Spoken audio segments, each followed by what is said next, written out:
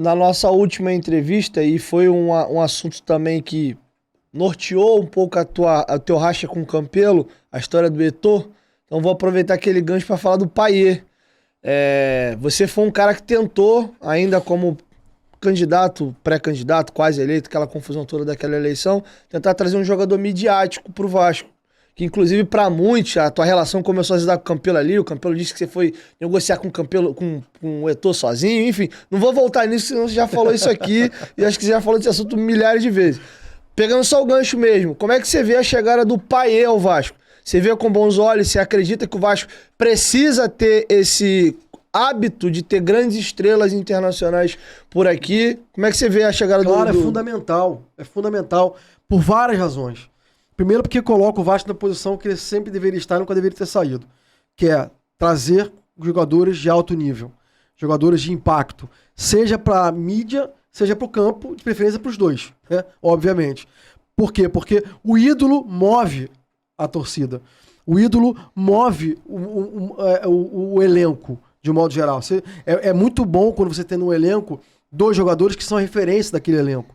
Né? Não só do ponto de vista do campo, mas fora também. Aquele jogador que representa aquele grupo. Né? Se você for ver as equipes em diversos esportes, basquete, futebol, enfim, em que você tem um ícone para aquela equipe, a tendência é que você tenha resultados melhores, porque você acaba confiando mais naquele cara e aquele cara lidera aquela equipe num objetivo comum, que é o da vitória. Né? Então o Vasco é importantíssimo, o Vasco tem figuras como o Payet.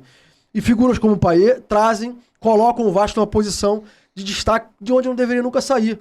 Né? Você vê o Vasco em capa de jornal, como por exemplo do L'Équipe, que é o maior jornal de esporte francês, por exemplo.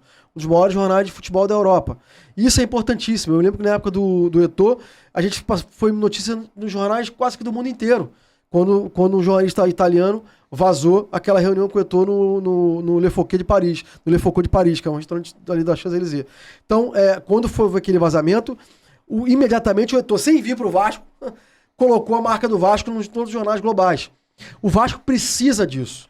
Eu falei isso hoje na audiência pública na Alerj, da importância de um clube do tamanho do Vasco ter representação em todas as frentes. O Vasco tem que estar bem representado em todas as áreas, na política, no judiciário, no esporte, em qualquer lugar. Porque isso dá a dimensão do que o clube tem. É o tamanho, é o peso que o Vasco tem, a sua história, o seu tamanho, o seu gigantismo, se faz representar nessas figuras. Então quando a gente tem alguém como o Payet contratado, e não é só isso, mas do nível que foi contratado, o tamanho da contratação, os salários pagos. Mais de 1 milhão. Eu tô falando de salários 1 milhão, 1 milhão e 200. Então não tô falando de... Então fala mal da SAF, porra. Tô pagando salário europeu pro cara. Entendeu? Quer dizer, salário que nós jamais teríamos condições de pagar.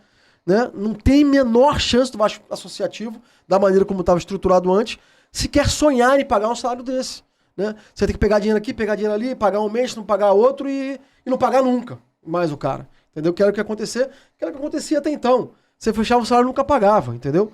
Então o Vasco tinha uma folha de, sei lá, de 4 milhões e 600, hoje tem uma folha, sei lá, de 12, e naquela época não pagava ninguém, entendeu?